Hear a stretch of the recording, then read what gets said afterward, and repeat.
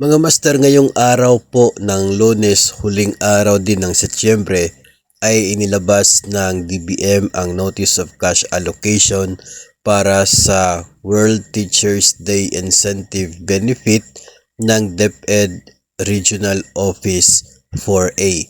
Nagkakahalaga po ito ng 109,474,000 pesos na allocation para sa tig 1,000 pesos na World Teachers Day incentive benefit ng mga DepEd teachers dyan po sa Region 4A.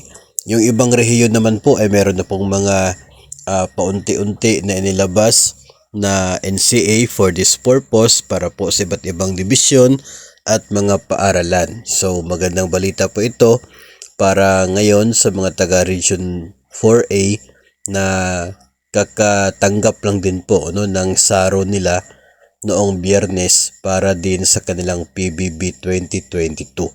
So abangan na lamang po natin by next month or which is this week also, ang pagdating ng benepisyong ito sa inyo po, if ever na hindi pa naman po naibigay sa inyo in advance.